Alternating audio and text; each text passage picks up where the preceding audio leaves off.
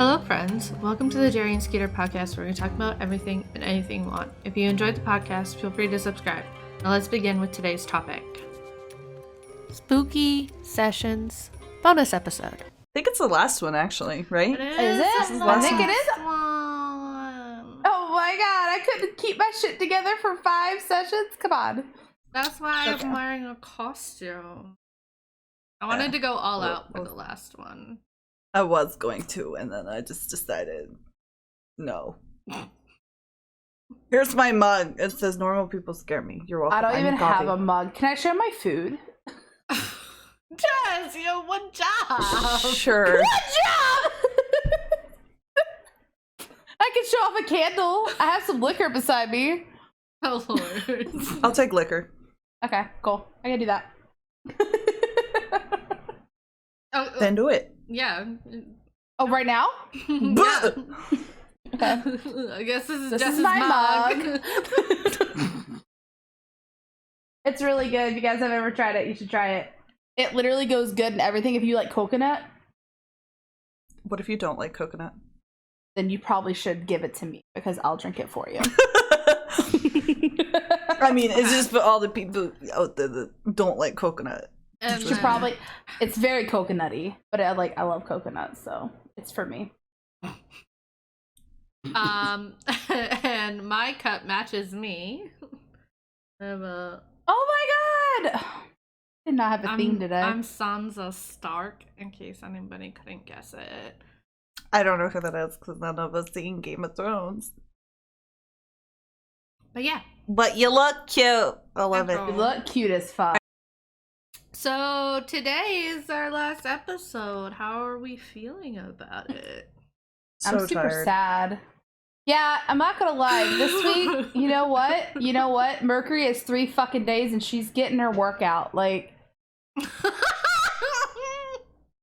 this week's been tough.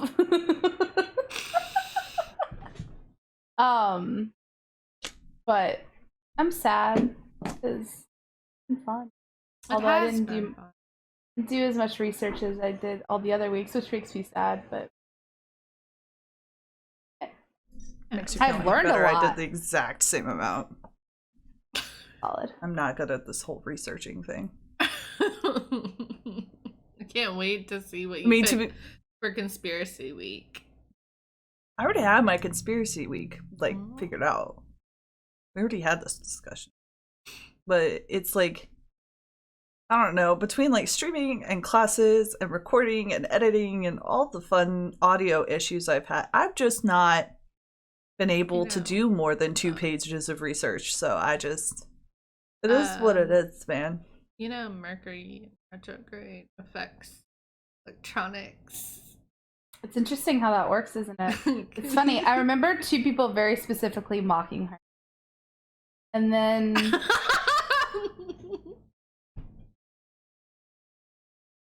You can't think it's not a coincidence, at least, you know. Come on. I love her hair color. I really do. It's gorgeous.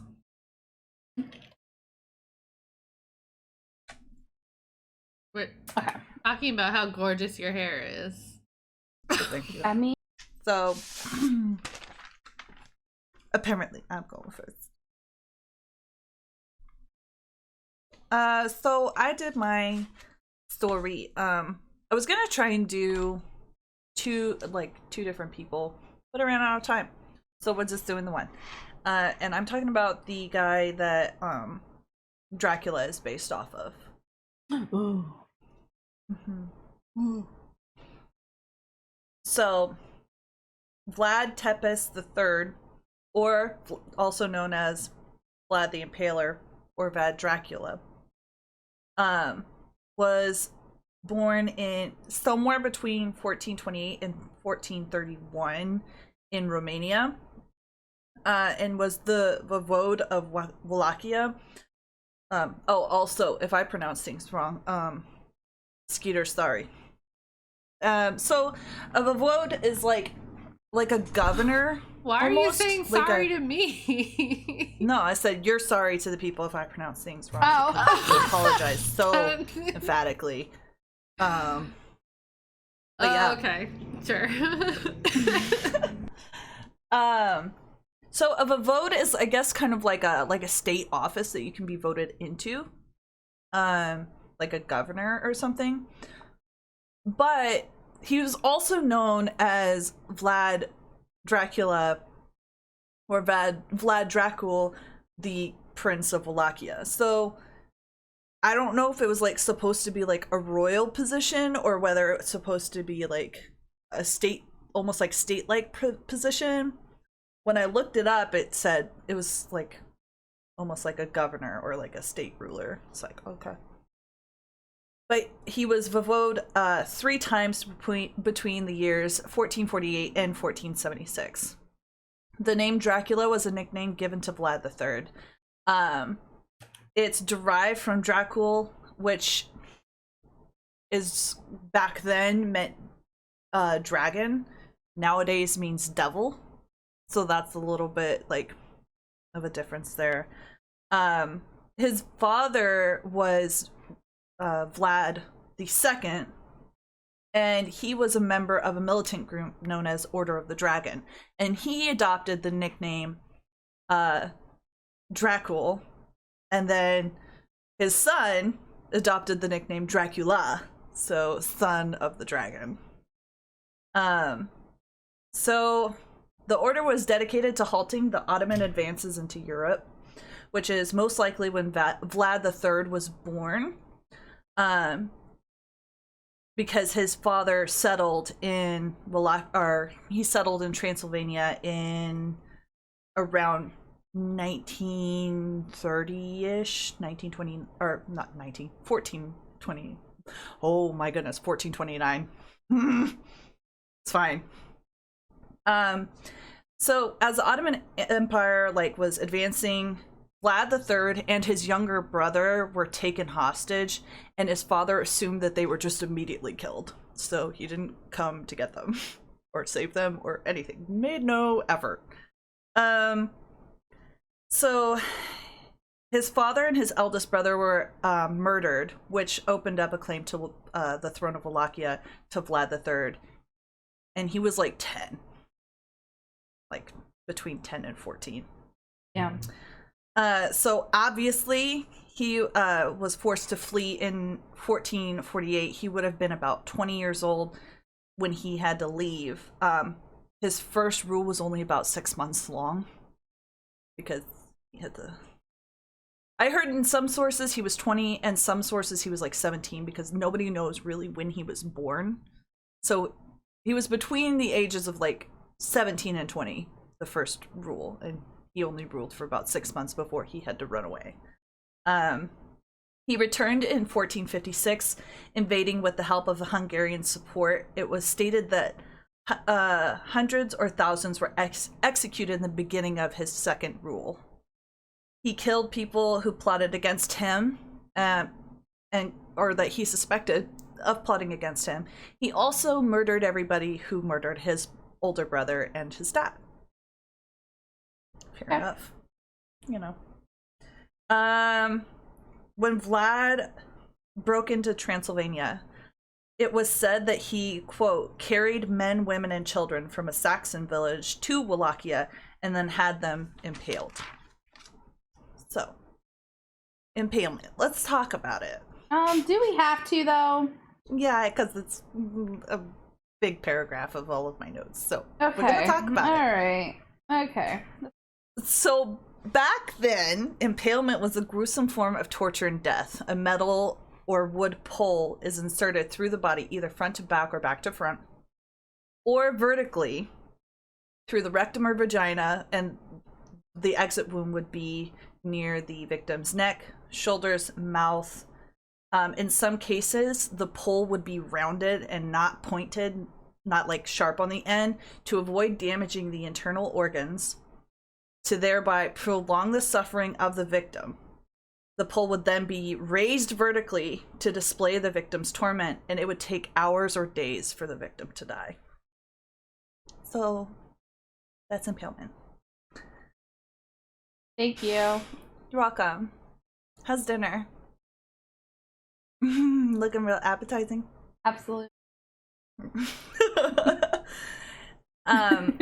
It was likely that the Saxons and Ottomans branded Vlad as a human flesh eater, sadist, merciless, and devil worshiper, which would have been like the biggest negative branding movement that anybody's had. But like, we don't know how much of it was true because, you know, back then it's like a big telephone, so things may not have been as bad as they were being portrayed to them. Okay, no, that's fair. You know what I mean? Yeah.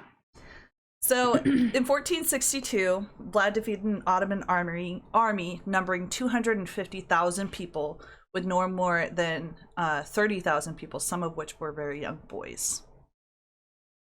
He and his men dressed as Turks, and the battle resulted in the Turks killing each other in the confusion. The Ottoman continued their march, where they were suspecting that they would come upon Vlad and the Wallachian army. Instead, they found a forest of 20,000 impaled corpses of men, women, and children. I'm sorry, how many? What? 20,000. Yeah. Why? So, because it's medieval times. They don't give a shit.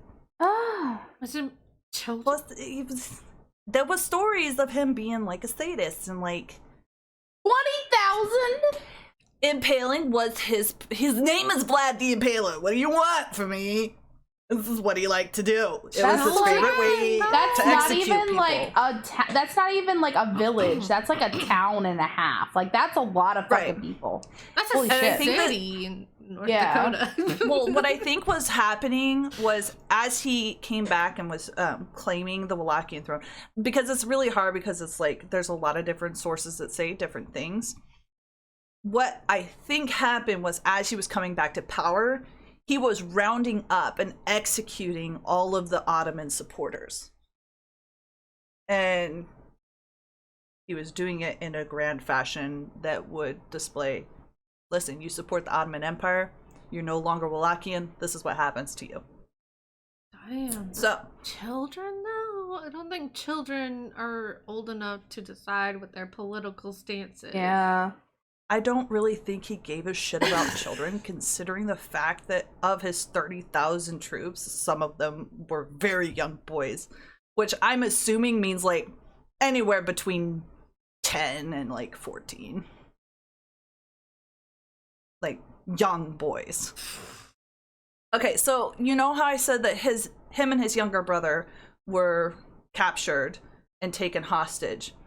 So the reason why that happened, I forgot to mention this. The reason why that happened was because the Ottoman Empire was trying to get Vlad II, Vlad's father, to swear loyalty, like secure his loyalty to the Ottoman Empire. And because his dad, Vlad II, was in the Order of the Dragon, which was very against supporting the Ottoman Empire, he was like, fuck you. So they were trying to, and that's why he was ultimately murdered by, you know, like Caesar style, like, and then, you know, Vlad III took care of all of those people who plotted to do that. Okay, well, that younger brother that was captured with him, his name was Radu, or Radu, I don't know. So as this was all happening, Vlad and Radu started arguing over who gets the Wallachian throne. So they began to fight over that. I mean, the one who's why called can't the boys just Impaler fight? probably will just impale his brother. Oh, they had whole armies on their side. Oh. So Vlad was backed by the Wallachian people and the Hungarian people. Radu had the Ottoman Empire backing him. So they would just throw in armies at each other. Vlad was very much better than him at this. He defeated him several times. But ultimately, Vlad would run out of, like, people and finances. Vlad defeated Radu many times, impaling over 30,000 Ottoman soldiers. And once they kill him, they just impale him? Or do they impale him while they're They alive? don't have I think they impale them while they're alive. That's the whole point of impaling. But like, I mean, I think that like sometimes he, like, if they were dead already, he would have his people put them up just to like get the point across, but I don't think they were always dead. Especially not like the women and children, because those were villages. Those were just like civilians. So anywho. So there's a wood carving of Vlad feasting among his, quote, forests of impaled corpses, which probably fueled a lot of the rumors that Vlad was like a flesh eater. Wait, feasting like, on or feasting within? Around. No, he would have them raised up. So the way that impalement works is you and then you put them up and you stick it in the ground, and then they slowly kind of just right. So what he would do is have his people like raise these like forests, and he would literally sit and dine, surrounded by all of his impaled corpses of his defeated enemies. Please. So he was not okay. He was not an okay dude. In a letter Vlad wrote in 1462, he stated, "I have killed peasants, men, and women, old and young. We have killed 23,884 Turk, without counting those whom we burned in their homes, or the Turks whose heads were cut by our soldiers. It is not known whether the tales of Vlad III dipping his bread in the blood of his victims are true, but stories about his unspeakable sadism swirled throughout Europe." So, he got a reputation of being a bad dude. It's estimated that Vlad killed about 8,000 or 80,000 people through various means. The entirety of Europe was actually very impressed with him and what he was able to accomplish, including Pope Pius II. Okay. When Vlad was caught and imprisoned by Matthias Corvinus,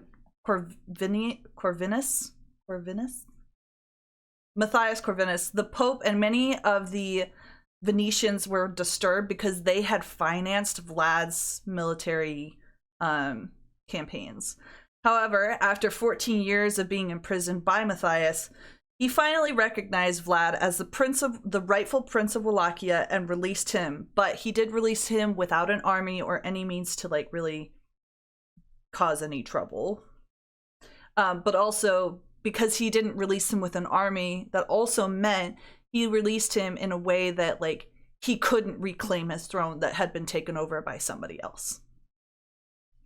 In 1476, Mehmed. That's probably Mehmed. In 1476, Mehmed II invaded Moldavia and defeated Stephen the Great in the Battle of Vaca Alba. In response, Stephen and Vlad struck an alliance together, and they chased Basarab Leota, the current voivode of Wallachia, so the person who was like sitting in the position that he should have been in. And they chased him out into the Ottoman territory. And they were like, "Get the fuck out of Wallachia. You're not welcome here. You need to go." Well, because they chased him into the arms of the Ottoman, he just rallied the Ottoman army to come and take the position back.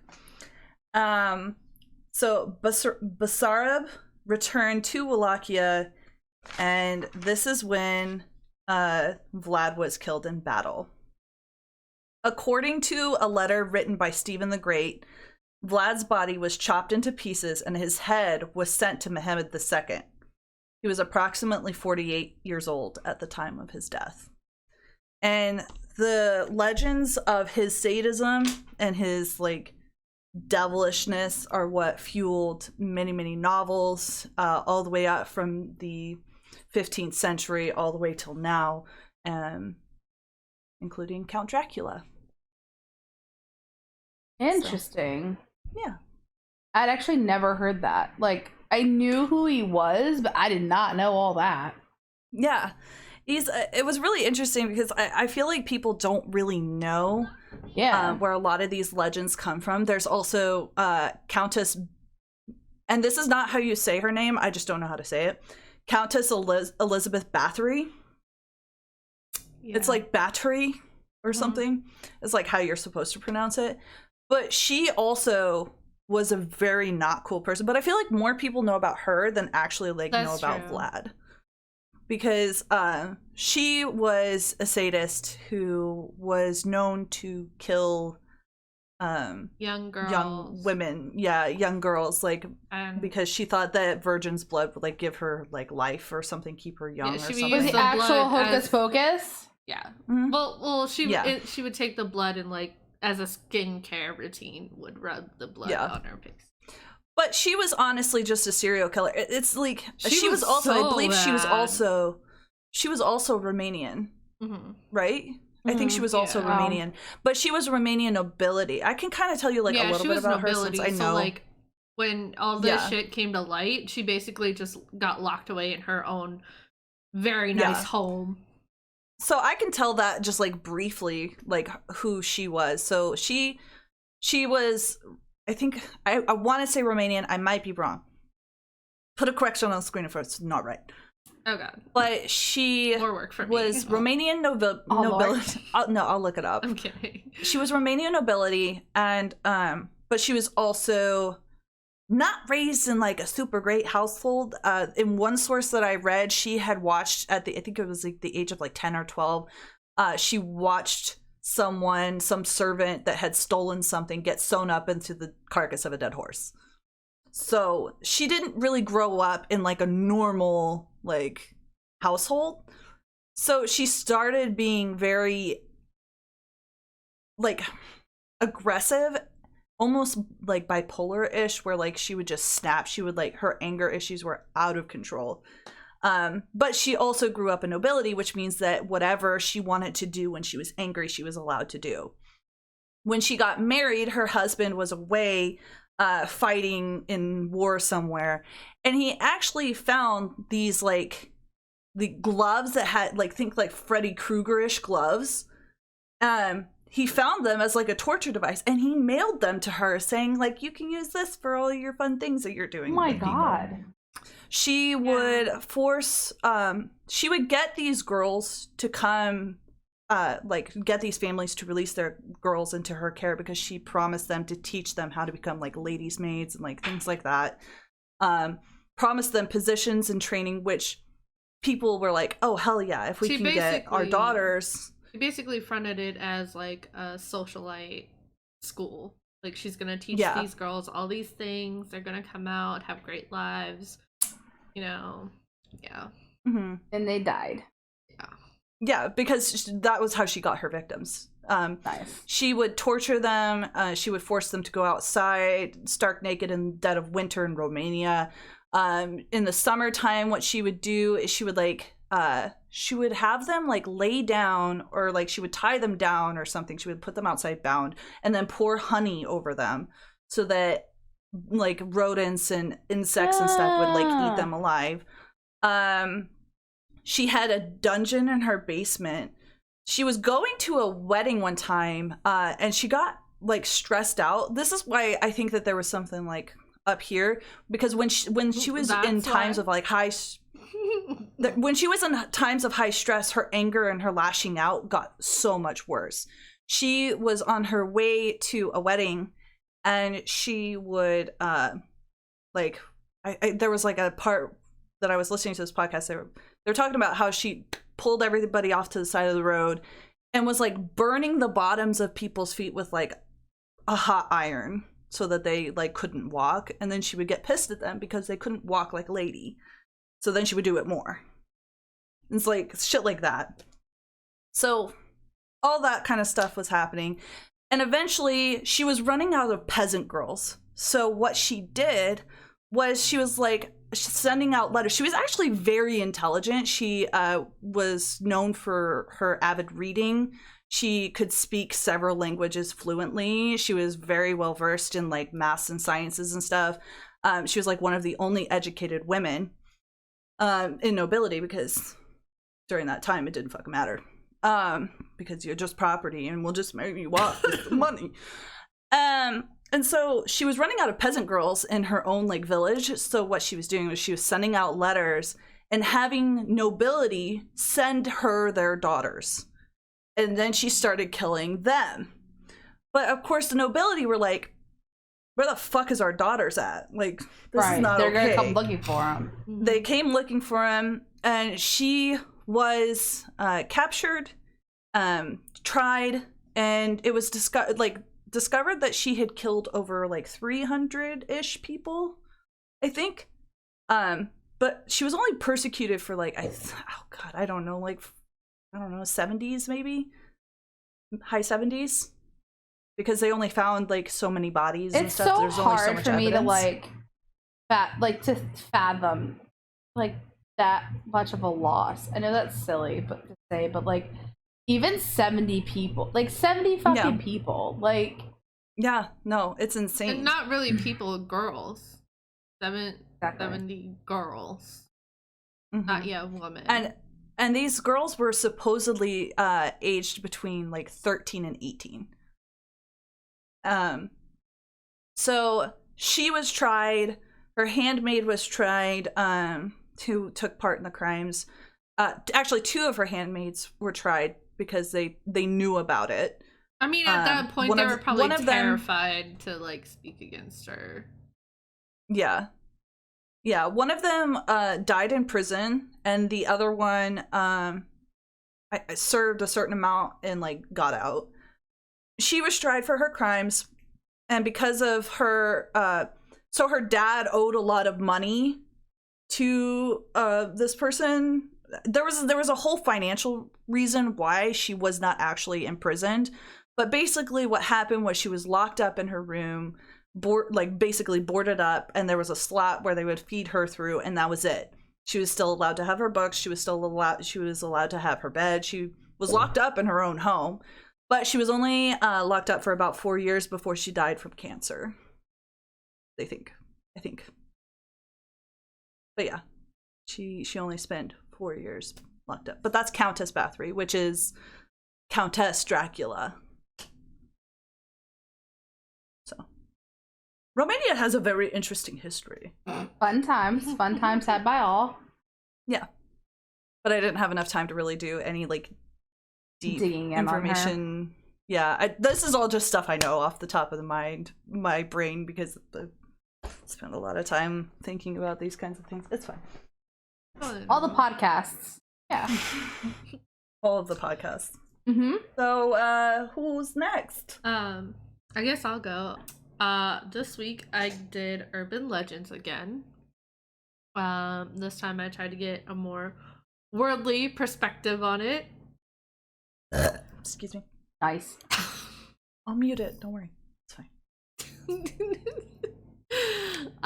So the first one, and I have 3 stories to talk about. So just be aware.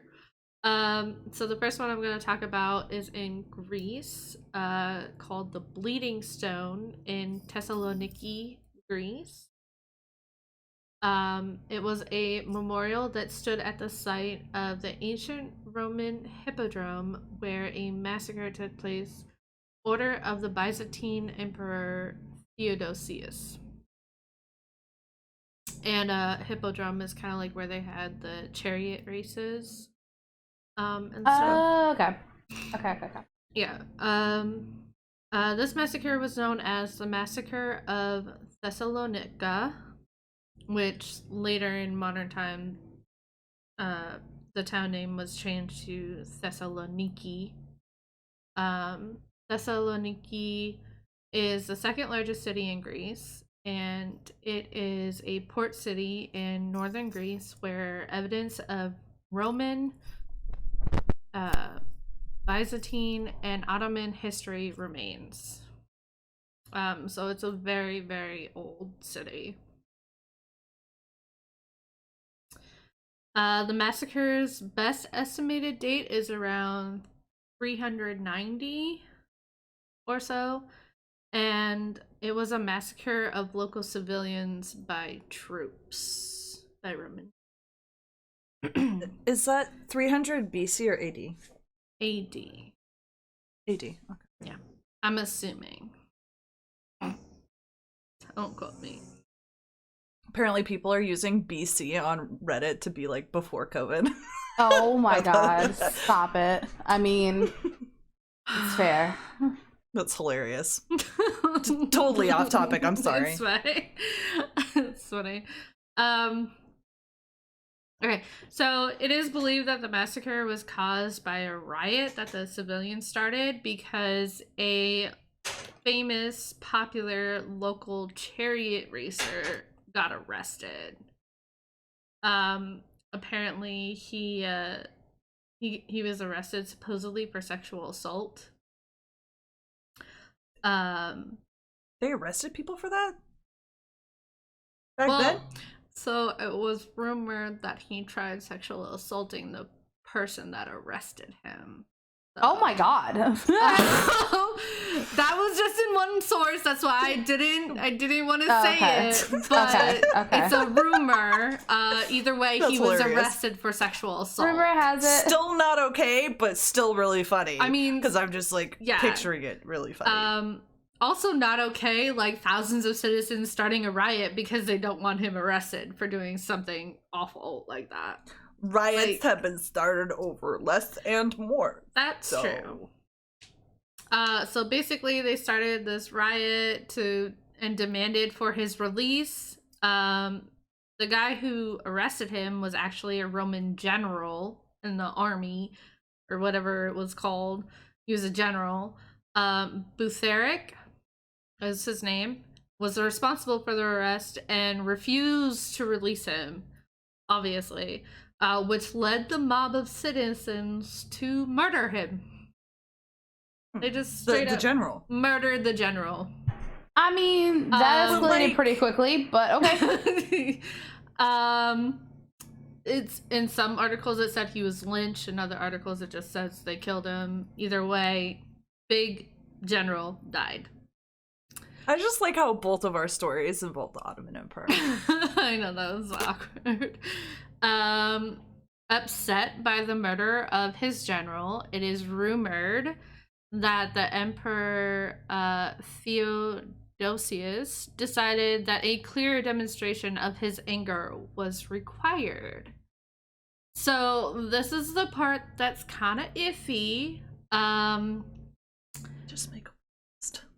Either he ordered the massacre, it occurred, or he ordered the massacre, regretted his decision, sent another letter to stop the massacre, but it was too late, they massacred, or he was fully like, yeah, do this. Either way, he was not there. He was not in the city. He was somewhere else. Shocking. Color me shocked. But so when the citizens of Thessalonica had gathered, the emperor's troops were let loose.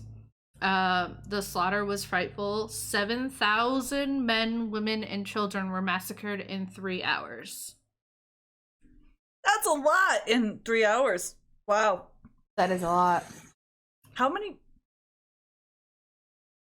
people were doing the massacring? It's unclear. Just like probably like all the troops that were stationed in the city were probably sent. Well, okay. That makes sense. I mean, it was an important port city. So like just imagine how probably many, hundreds of thousands. Yeah. So the city's surviving inhabitants erected a memorial stone with all the names of the victims in honor of the massacre.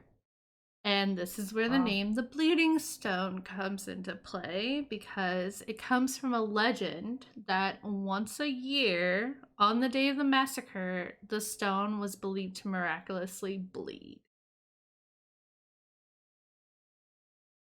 Cool. Interesting. Unfortunately, it is said that it was not long before the emperor ordered the memorial to be destroyed, to erase the memory of the massacre. Yeah, good job. We can Yeah. still Google it. Yeah, he's like, whoops, that was a fuck up. Let's just erase it all. Just bye bye. Clean slate, we know that. Unfortunately, since then, a curse is said to haunt the Hippodrome Square. Almost every building that was ever erected in the area, specifically any building whose tenants like failed to acknowledge the sacred history of the site, was according to local legend violently destroyed. So wait, so like if they don't acknowledge it, So, like yeah. how would they go about acknowledging it? I'm about to tell you. Oh, well shit, I'll just shut the hell up and put some coffee in my mouth. So the curse was considered active until 1978 when a residential building collapsed during a particularly bad earthquake that claimed 29 lives. In its place, a new building was erected on the site, and it is now home to the Archives of History of Thessaloniki, which also contains extensive historical references to the massacre. So basically, they put up like a museum in this spot, with lots of history references acknowledging that the massacre was a thing.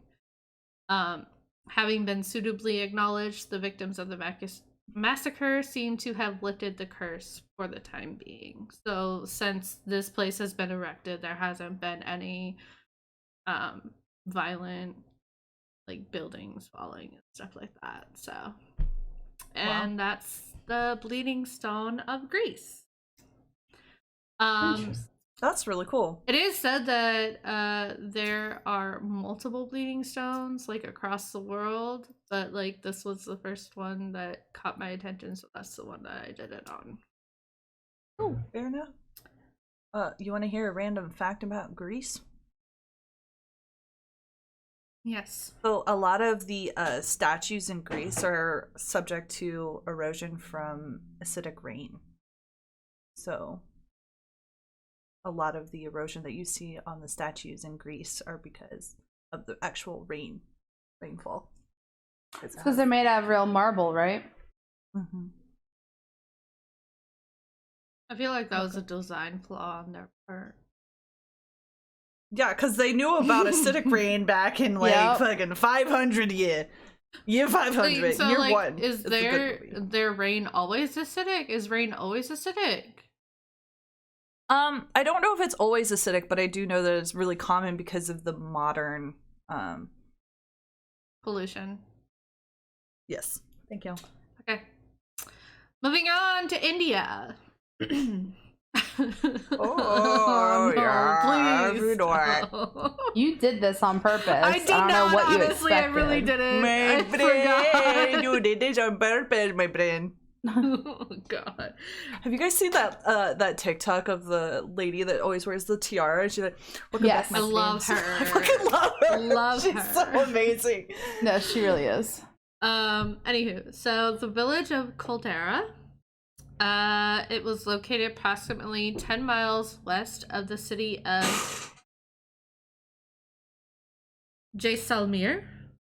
I can't roll the R on the end, but just imagine that word with a R roll. Jaisalmer. Yeah, that's Yeah. yeah. Yeah. There. Yeah. In India. Wait. Here. Just add that to your sound clip. Okay, thanks. It was once the once prosperous village is now nothing more than a few stone ruins. It was formerly inhabited by the Paliwal Brahmins. And to kind of explain what those two words mean, because I can see it on your faces, Paliwal is a surname. The surname means a person from Pali. Pali was a small kingdom in the Thar Desert in western India. Okay. So Brahmin are a I know what that is. Varna or class of Hinduism. They specialize as intellectuals, priests, teachers, a type of physician, which I'm not even going to try and pronounce because I don't want to offend anyone, and protectors of sacred learning across generations. So basically, so they were like a special class of Hinduism, and they left this kingdom of Pali. It is believed the Polywalls migrated from Pali region to Caldera. It was rumored that they left to escape an oppressive ruler. It almost sounded like religious freedom. They were trying to, keep their religion. Caldera was actually composed of 84 different villages. So basically 84 villages to make this one community. They were known for their extensive understanding of agriculture. The Polywalls were able to grow crops in the harsh, dry conditions of the Thar Desert. And they would do this because they could identify areas that stored gypsum rock, a soft mineral made up of 20% water beneath the surface. They also utilized their trading skills to help the community prosper, expanding over time and living among one another for nearly 6 centuries. Then one night, in 1825, the village inhabitants simply disappeared, taking with them only what they could carry on their backs. Dun dun dun. I mean, to be fair, like, I would do that any day of the week to not live where I do. Well, let's get into the theories. And I'm done with this. I'm done. I keep hitting it. All right. So there's a couple theories. The first theory suggests that an ever-dwindling water supply forced the villages to seek new resources elsewhere.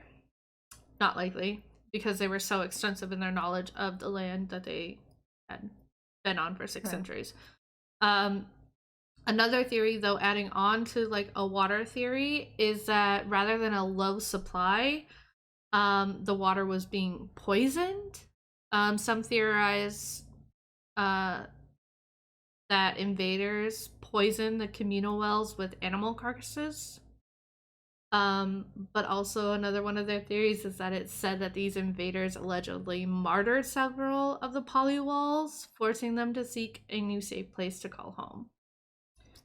So I didn't mention this, but in my story, that's what Vlad would do to the Ottoman Empire, is he would like poison their water supply. He was just like constantly harassing the Ottoman Empire. Or the Ottoman army, I should say. Yeah. So it's kind of funny. The last theory, and kind of like the most believed theory by everyone, is the community left to avoid oppression again from another ruthless and unfair local ruler. So as the story goes, this person was collecting large sums of money from the inhabitants in form of heavy taxes. When he set eyes on the daughter of the local chief, he demanded her hand in marriage. Yeah. And he gave them 1 day to accept the proposal. And he said that if anyone interfered with his plans to marry said daughter, their taxes would basically be even costlier. So, out of loyalty and respect for the chief of the entire... Okay. Out of loyalty and respect for the chief, the entire community collectively decided to leave before the 24-hour deadline was up, disappearing into the night forever and leaving all that they had worked 6 centuries to build. Before leaving, however, some say that the entire area was placed under a curse, which prohibited anyone from ever inhabiting the grounds again. Today, some recognize the ruins as a hot spot for paranormal activity, but this is highly disputed by many locals that live near the ruins, and they have never ever experienced anything in the 60 years they've lived there. So, You don't say. But to this day, it remains unknown where the villagers of Caldera relocated to on that mysterious night. I'm so tired of reading history books and every single man thinking that their penis is just God's gift to humankind. Like, you're not. Thank you. Ariana Grande. All right. My last story, I'm gonna bring it back to more creepier part of urban legend. She's doing. I've been waiting for it. I was waiting for all. The name of this legend is called Black-Eyed Children. So, black-eyed children are believed to be a type of humanoid cryptid, which is an animal that has been claimed to exist but never proven to exist. Urban legend, so it's either a cryptid, an urban legend, or ghost, that story that appeared for the first time in the late 1990s. Oh, so this is like super new. Mm-hmm. Okay. Still listening. So black-eyed children are said to resemble ghostly children of early teens or younger and have unnatural eyes that are pure black. It is also said that they might appear in period clothing or like older clothing than what the time period is.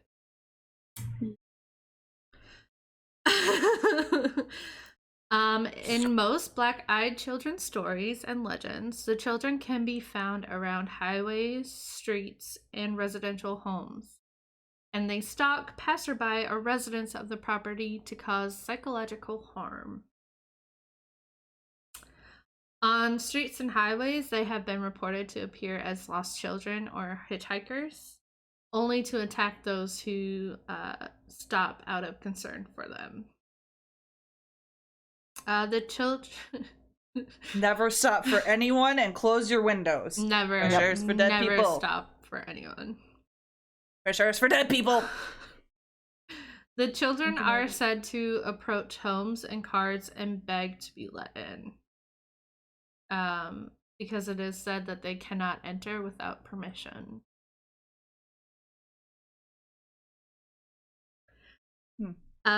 People who encounter the children speak of an overwhelming feeling of fear. And some argue black-eyed children are ghosts. Others claim they are demons, vampires, or practitioners of evil magic. See, I'm getting two very different reactions. Well, probably because all I'm thinking about is crossroad demons from Supernatural. Oh, so God. I'm not. Oh. Okay. But like the whole like can't be let in without permission is definitely giving me like Buffy vibes. They can't come into the gym if we don't invite them in. But I invited them. I've never seen Buffy the Vampire Slayer, no. have you? More of like I saw Vampire Diaries. Yeah, that was God. Anywho, some UFO lore depict them as human/alien hybrids, while others believe they are children playing rather cruel pranks on people. So there's a lot of theories of what they could be, from aliens to children to demons to vampires to what have you. Here's the good part, though. Some personal stories from people who said they have experienced black-eyed children. Although it is said that they have been seen long before one of the long before, one of the first reported sights of the children was by Brian Bethel in 1996 in Texas. As his story goes, he was out late one evening and he stopped in a parking lot near a movie theater to write a check. He was so concentrating in writing his check and he didn't notice two boys approaching his car till one of them tapped on his window. What kind of check are you writing in the middle of the night in the movie theater parking lot? Bitch, write that check in your office or like on a desk. I don't know, in the kitchen at home. The fuck? Just, oh shit! I gotta pull off right now. And write this check. Like, you can write the check wherever you're going, my guy. Maybe he was there writing the check and just.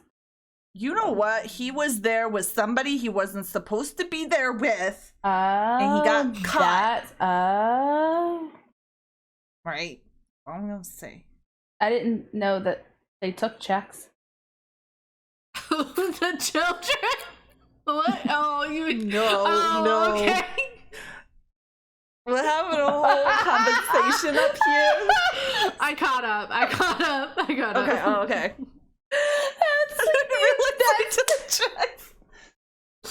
That's like that is the overall of our friendship right there. Skeeter's like, with the children?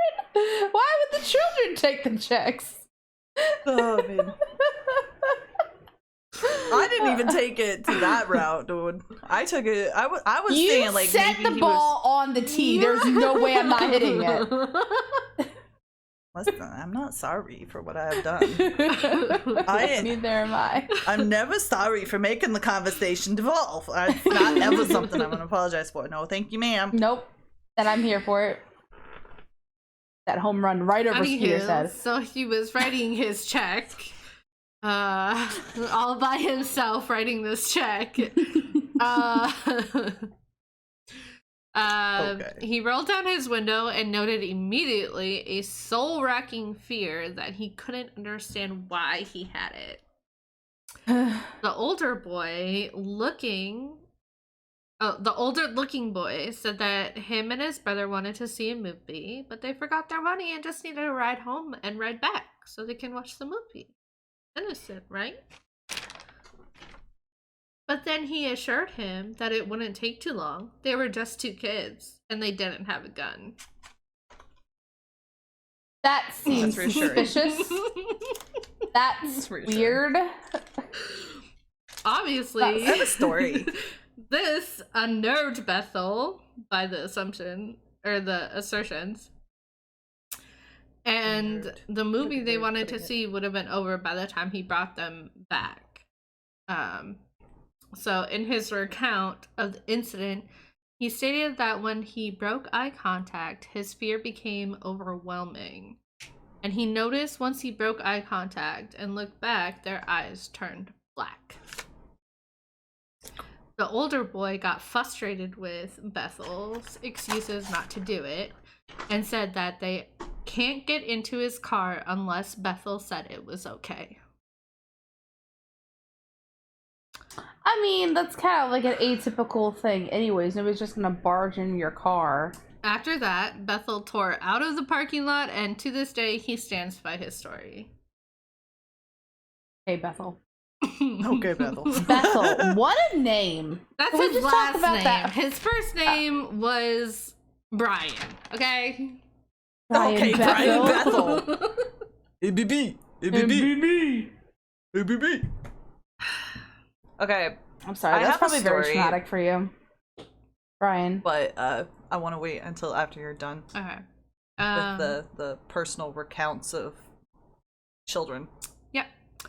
Another Terrifying story comes from an elderly couple in Vermont. Elderly. Yes. Have dementia. Probably not that elderly. I mean, I don't know. Maybe. In a small, know. snowy town in the middle of nowhere, the elderly couple heard a sound of 3 knocks at their door. Oh, I can't. It's okay, my mic picked it up. Hopefully. They opened the door and saw 2 children, a boy and a girl. The children did not make eye contact and just stood in the doorway stating, "Parents will be here soon. May we come in?" No. The elderly My Slytherin ass would have been like, no. Can we Shuts talk the door. about what a good Halloween costume idea? If I ever have kids, I'm dressing them up as these guys. You're terrified. You're gonna make your kids terrified of their own reflection, is what you're gonna do. That'll be cool cool. Just walk around with this black stuff in your eyes. It's just fine. Same, when your kids are 12 years old and they're asking me to buy them alcohol, you know why. Because I traumatized them as 8-year-olds when I made them dress up as these black-eyed children. Can we come in?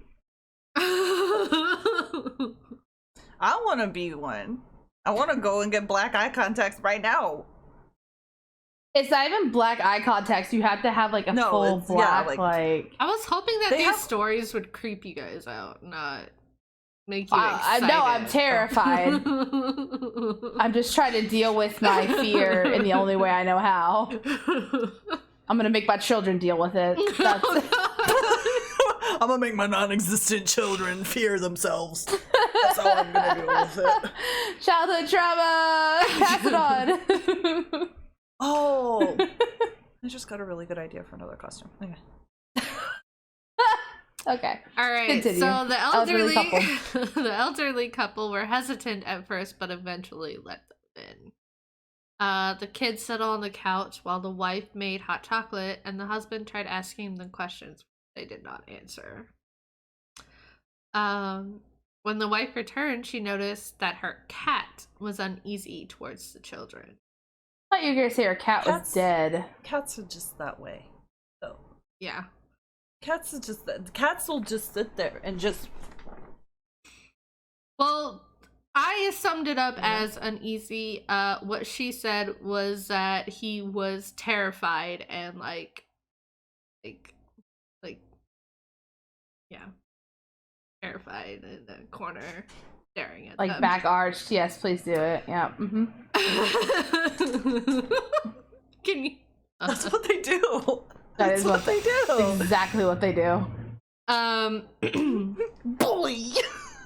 Sorry. Okay. The children then asked, "May we use the restroom?" Together? They just want to get in the house. Yeah. They are in the house. The wife looked at the children and finally noticed the children's eyes were completely black. She directed them to the bathroom and returned to her husband, who also noticed the eyes. So they're like, Why did you let them in? Because they didn't see the eyes until just now. Because the kids were like, parents will be here soon. Can we come in? Yeah. I could still see your eyes. Yeah, but I'm looking down. Like, imagine you're standing, bitch. Let me just hold on a second. You want to see what it's actually gonna look like? Parents will be here soon. Can we come in? Well, your camera cuts off your eyes, so now I really can't. See? So just get a ring doorbell, and you don't have to worry about that.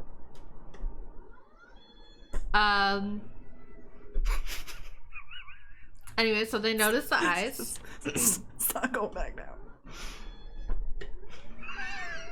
Oh no! Please go down. Oh my god. I'm sorry. Is there something blocking it? No.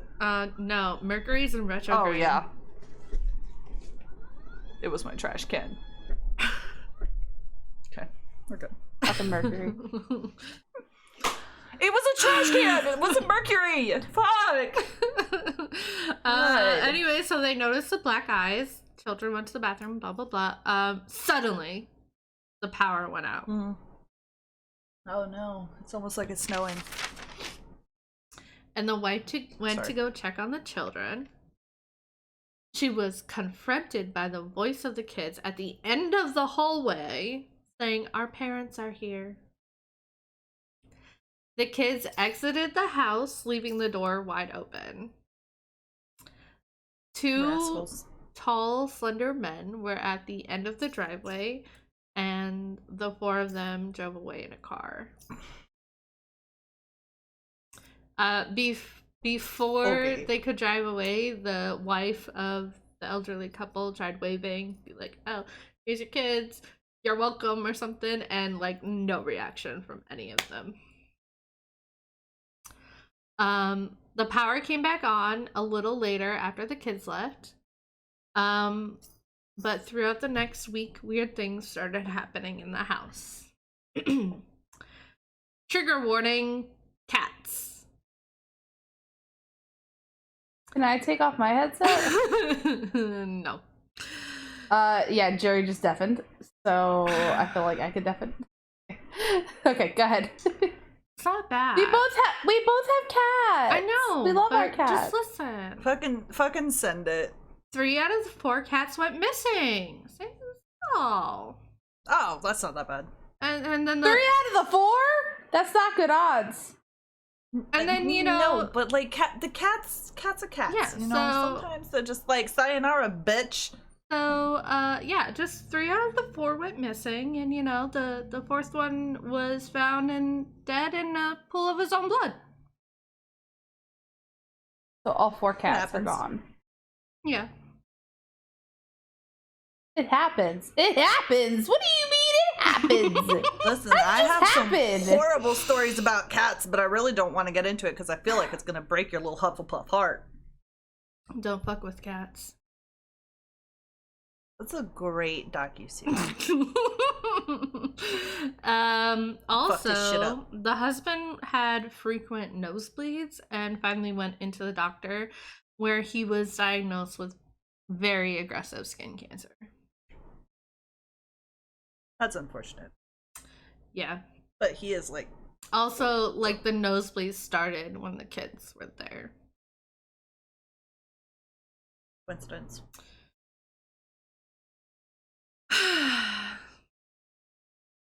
All right, the third and final one. Wait, that was the weird experiences that they had? Mm-hmm. Oh. Okay. They lost 4 cats. I think that's more of a good coincidence, but that's just me. Yeah. Maybe they just forgot that they put the cats outside or something, you know? 4 times. Maybe they let them all at once and then forgot. And these cats were like, well, our human slaves aren't feeding us anymore, so we might as well go find new ones. All dead. It happens, man. It's the circle of life. You have seen the fucking Lion King, my guy. I like how you compared that to like coincidence, but the fact that Mercury's in retrograde and all your audio shit's happening, and literally my audio is fine. now It wasn't. But literally what it affects is communication and electronics, and audio is both. Like, that's a big coincidence. That'll be the last thing I'll say about it. Anyway, go ahead, Skeeter. Somehow I don't believe that's true. The legend has also... Back to you, Bob. Back to you, Bob. The legend has also made its way across the pond. Where did it start? Here or there? It started here. Shocking. It's kind of said that black-eyed children, much like the bleeding stone, are seen everywhere. Okay. And like different countries and stuff call them different things and stuff like that. These are just like the personal stories that people had put out there that I could actually like write down and stuff. Fair enough. It is said that a black-eyed girl is haunting Canuck Chase Forest in the UK. Okay. Can I get a spelling? Cannock. Okay. Canuck. I'm assuming. Anywho, She is rumored to be Sitcom. a murdered child from the 1960s wandering for eternity in the supposed woods where her life was taken. There was a whole like serial killer and stuff. I didn't want to get into that though. He would murder little girls. Kidnap and murder little girls. Anyways, so Sounds like Lizzie. it is said she will appear out of nowhere and stare at people with blacked out eyes, and then run away or disappear completely. My theory is that she's just a one-off ghost, that she's not part of the black-eyed children legend because she doesn't try to approach or talk to anybody. So I think she's just a sad little ghost. Yeah, the black-eyed children seem very malicious. Mm-hmm.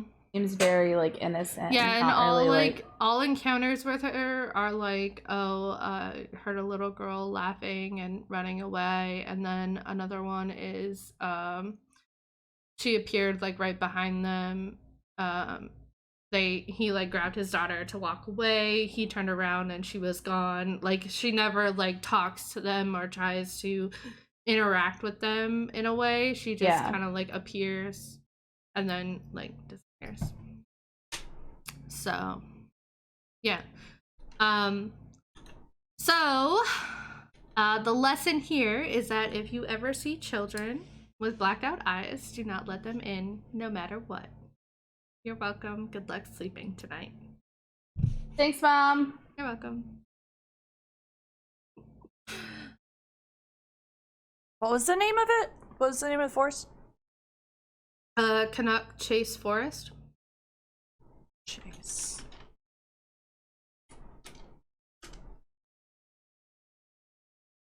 Canuck Chase Forest.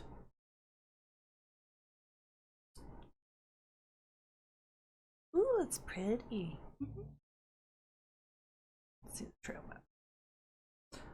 See the trail map. Well, I'm looking to see how close to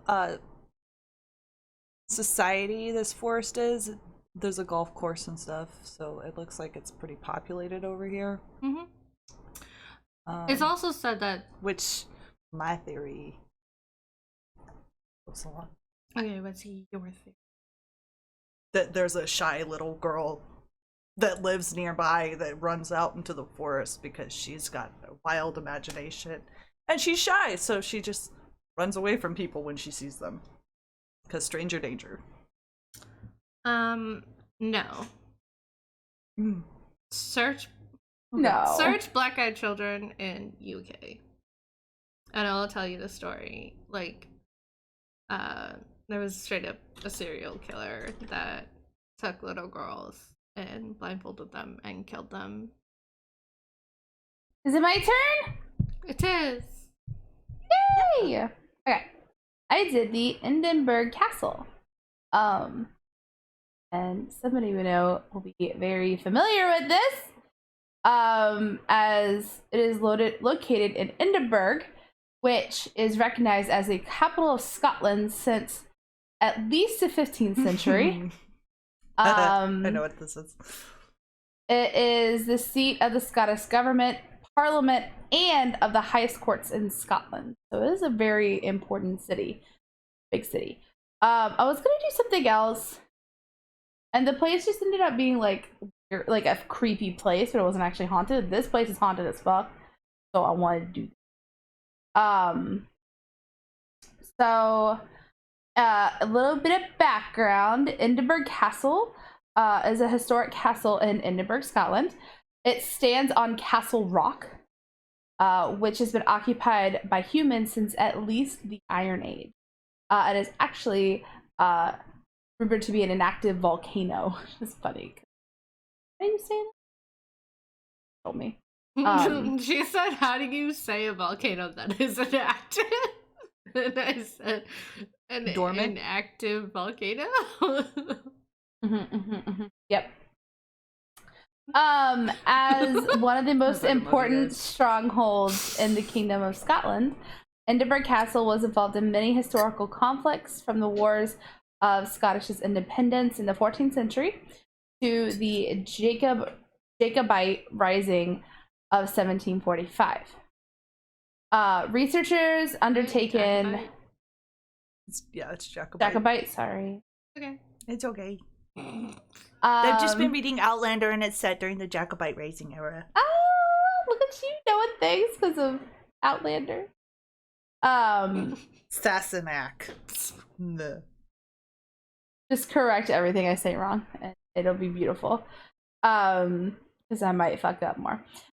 Research undertaken in 2014 identified there had been 26 sieges in its 1,100-year-old history, giving it a claim to have been the most besieged place in Great Britain and one of the most attacked in the world.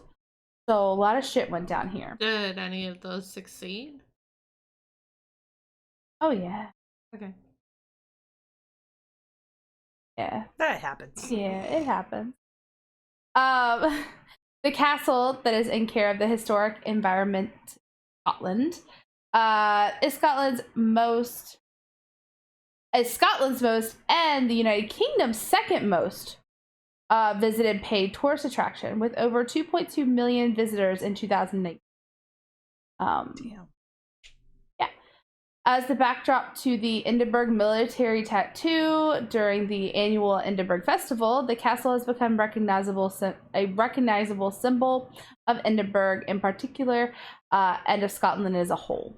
So it's like super well known. I had never heard of it until this, and so now I know. The more you know. The more you know. This podcast has made me learn so much. So archaeologists established that there has been a settlement on Castle Rock since at least the 850 AD. So long fucking time.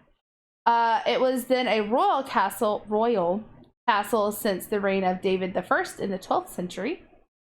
And then in the 17th century, it became military barracks and a prison.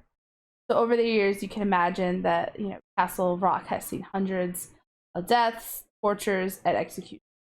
So very hot paranormal spot.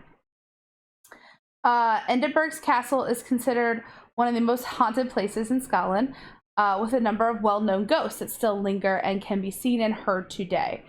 There are the typical shadowy figures, chilled spots. Some people even claim to be pushed or touched. But we're gonna focus on a couple main ones in a second. Fun fact, in 2001, Edinburgh Castle was the location of the biggest known paranormal investigation ever recorded in history.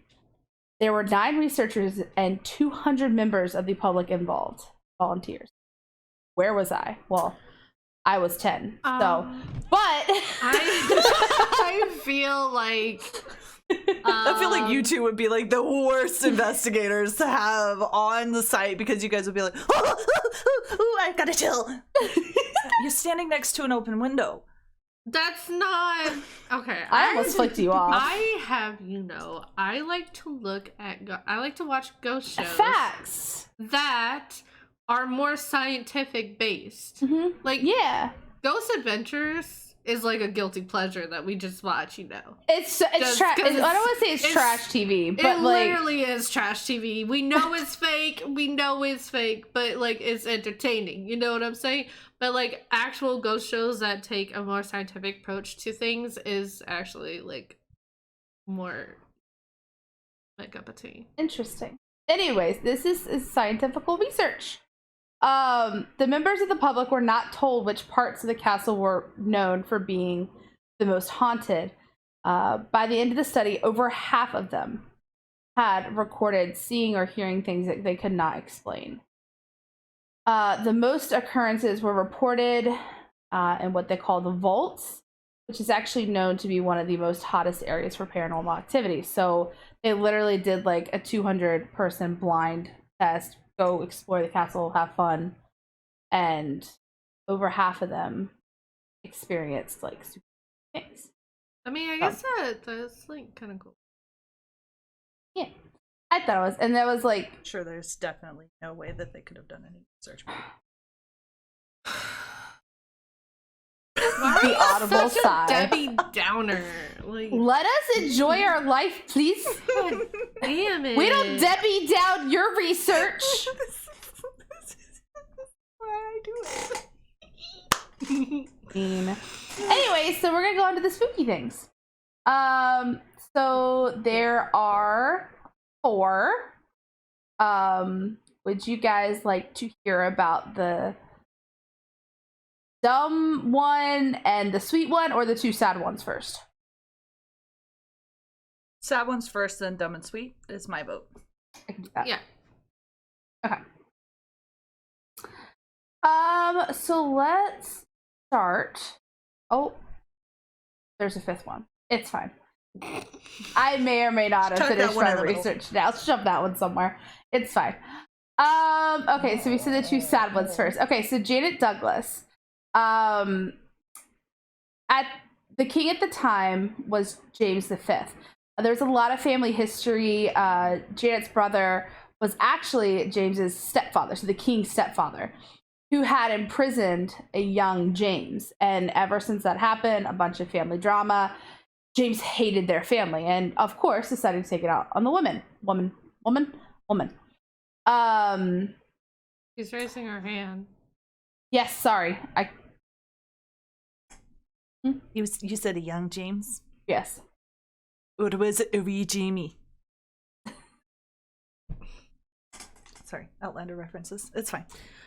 Really wasn't worth the interruption, but I'm glad. Wait, so Janet, Yep. brother, Yep. Was the king's stepfather. Let me draw I could draw a diagram. wait, Insert it Janet's here. brother was the king's stepfather, so step-aunt. She was his step-aunt. Yeah. Okay. Like twice removed, but who keeps track in that day and time? Cows, friends, dogs. Yeah.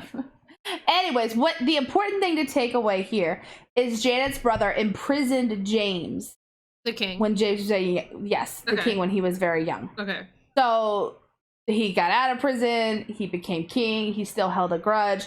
He decided to take it out on Janet. He accused Janet of being a witch and had her burned at the stake in 1537.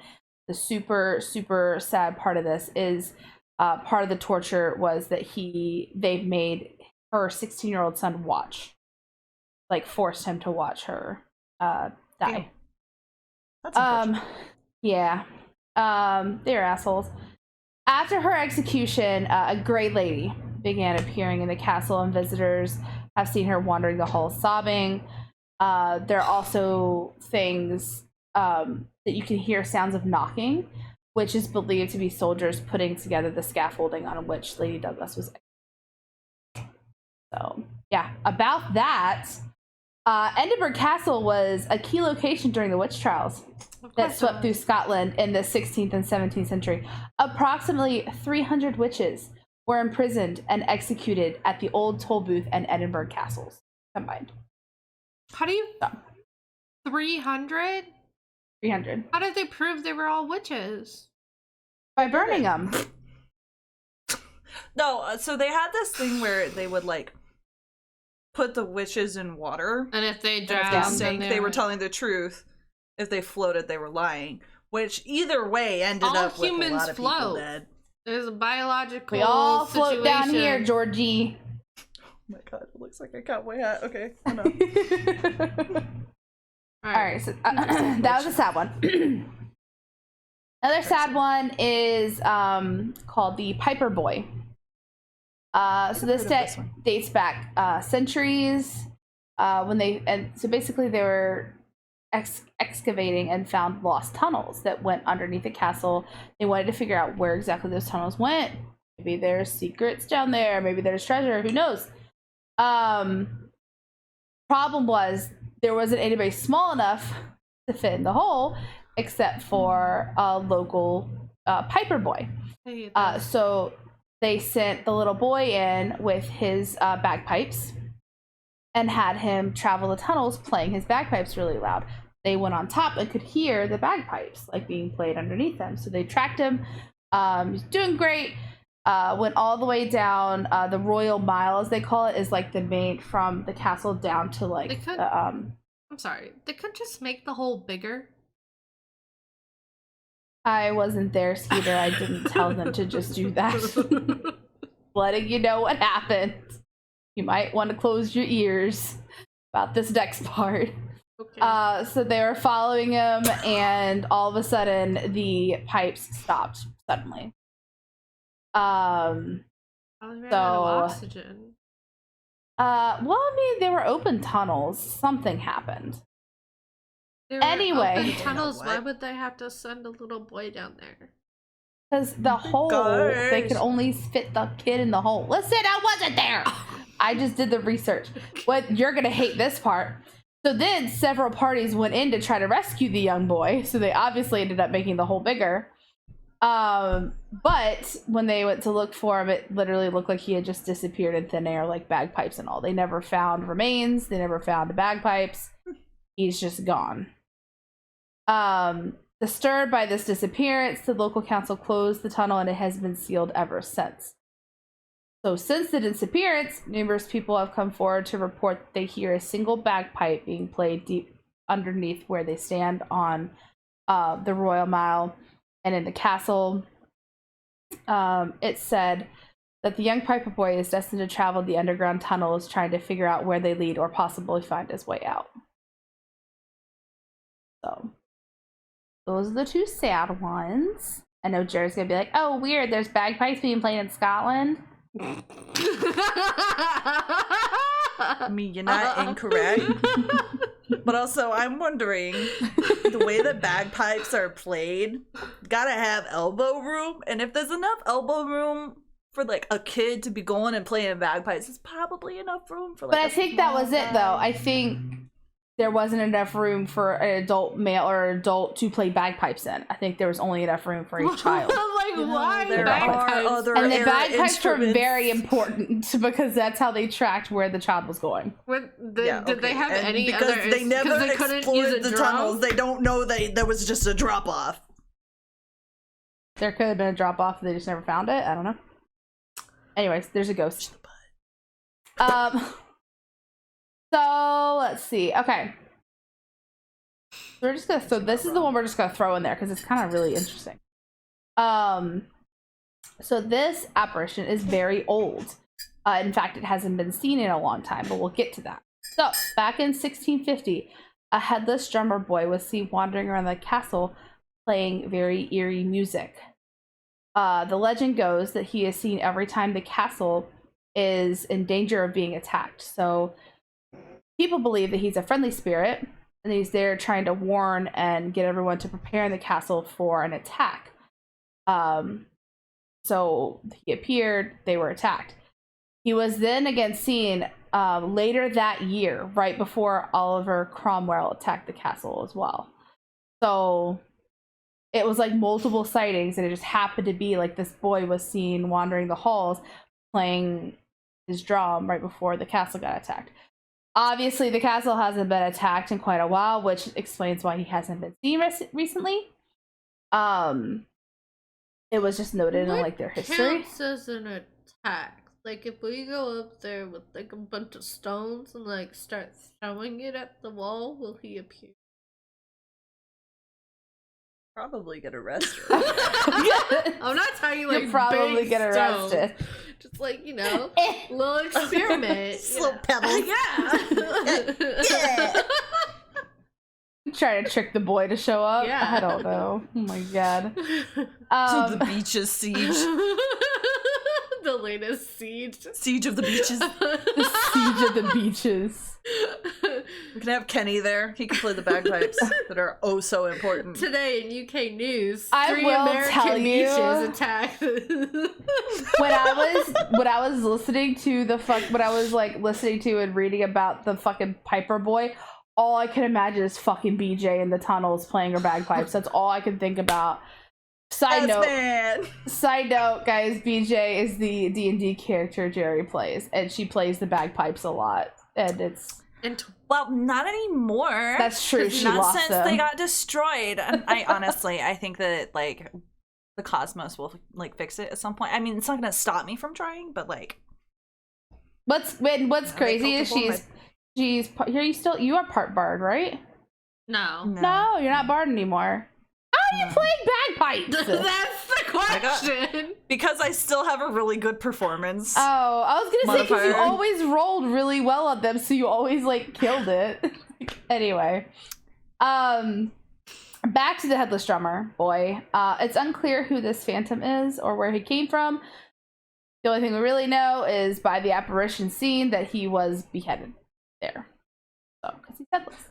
Which I just want to say, they call him a friendly ghost, but how do they know when they can't see his face? Because he shows up to warn them Doesn't that mean like he's there's friendly. bad How people much coming. of a like warning system is he? Like, is he like a month warning, a week warning? No, it's like the next day. Oh, Uh-huh. that's not very much time to prepare. He should like work on that.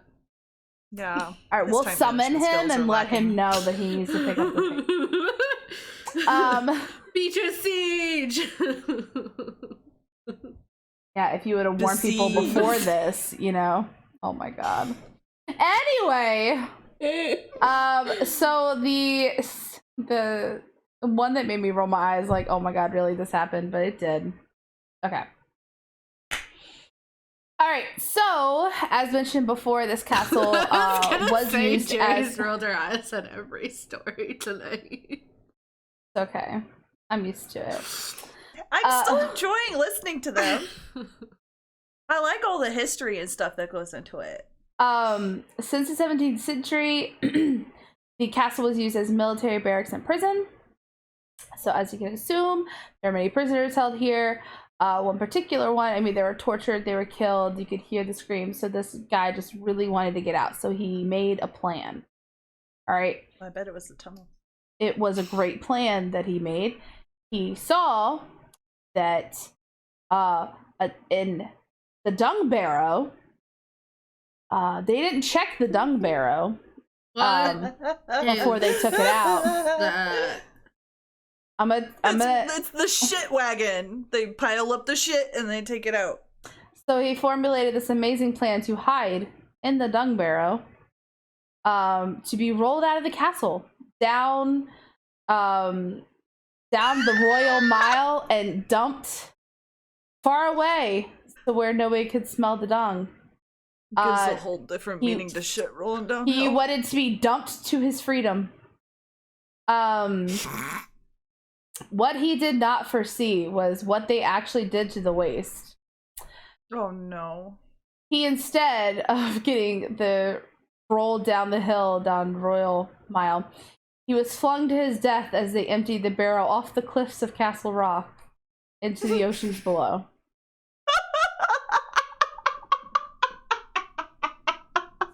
It was so close. So close. So close. Oh shit. So that actually happened. Now the haunting that goes behind it, I don't know if Jerry will follow here, but some people say that the clan managed to push them off the sound down the same cliffs. He perished down. He pushes and shoves people around the same area where he allegedly fell. The way you can tell he is around isn't by a chill in the air. It is by the smell. Yep. Knew it. Called it. 'Cause you will literally just smell shit. Oh man. That's hilarious. Yeah. So Oh my god, that was great. Yeah. So I'm gonna finish this off with it's fun. I mean, it's not fun because it's about a dog cemetery, but the dogs passed peacefully. They weren't tortured or anything. But it is not uncommon to see ghostly apparitions of dogs running around. Very, very, very common. Actually, the most common one is known as Greyfriars Bobby, who is a little Scottish Terrier. And he is known because... What? Of course it is. Laughing at the Scottish Terrier. Yeah. But he is well known because he was... Basically, his owner passed away. And for 14 years, he would go down every day to his owner's grave and lay by the grave.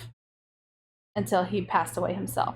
And now he Okay, that's sad. he fritz around but now he fritzes around the grounds, and people are like, oh yeah, there's Greyfriars Bobby. Like, I'm sorry. What's his name? Greyfriars. Bobby. Greyfriars. Greyfriars. Greyfriars. Greyfriars Bobby. Greyfriars is one word. And then Bobby. Greyfriars. They just call him Bobby? Greyfriars. That was horrible. Please cut that out. Please. No, absolutely not. Greyfriars Bobby. Yep. That's a mouthful. I mean, oh look, there's it Greyfriars is. Bobby. I wonder- Can you I just like do how that you last? said the word. And then Like you said the name and then added a little. Yeah, no, that was great. I'll Oh, try to get a shit. picture. I'll try to get a picture of him because there's some pictures. Of him. In ghostly form or Both? Yeah, I can get yes, both. please.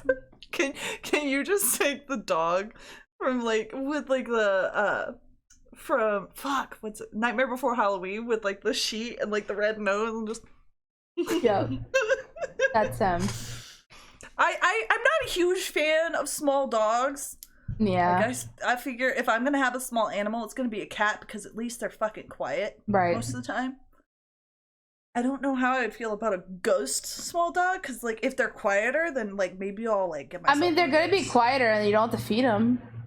You don't have to clean up their poop, so kind of like a win-win. It is I just happening. remembered about the fucking poop guy.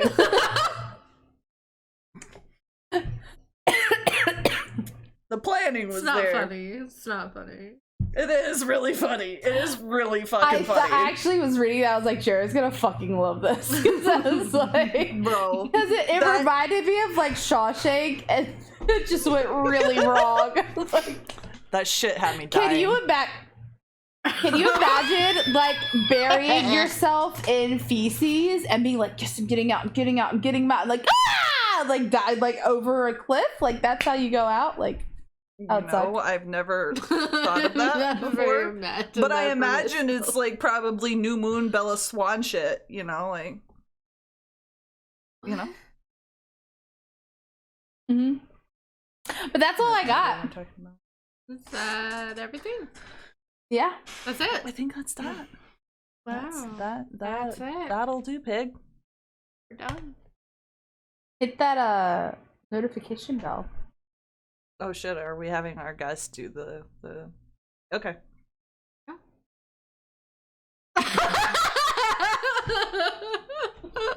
Guys, make sure you like and subscribe.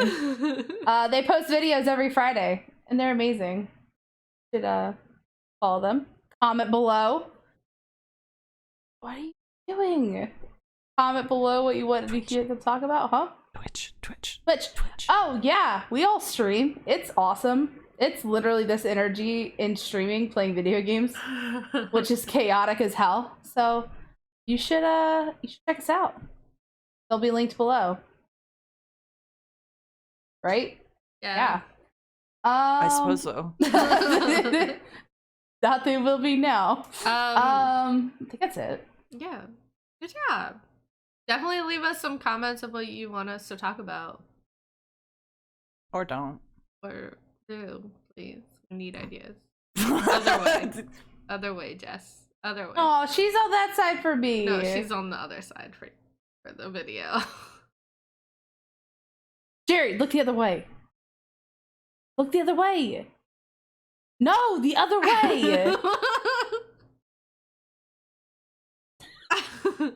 What is that? I don't think that I think for me you're this way. Yeah, but it only matters for her. Yeah, she's on She's this recording. side. You're on this side. She's been on this side the entire series. Yeah. You're on my CR that side now too. Am I pointing at her right now? Okay, see, I was looking the right Then way, how am bitch. I not pointing Damn. the right way? Because on my screen, you're on the right side and Jerry's on the left side. So if you want to look and point at Jerry, you need to look the other way. You need to look to your right. Do you have us reversed? No, that's just how Discord opens it up. Yeah, there you go. Wait. Ah. Okay. Anyway. Come watch the stream, it's great. That's it for our spooky Yeah. sessions. It's a wrap. Oh, thank you so much to Jess, Absolutely. Nook Volley Girl 91 for being here this month, and for all of the good things. It was literally And, so much fun. As chaotic as some of the episodes were. We love you with your fucked up audio. Subscribe. Bye. Love you guys.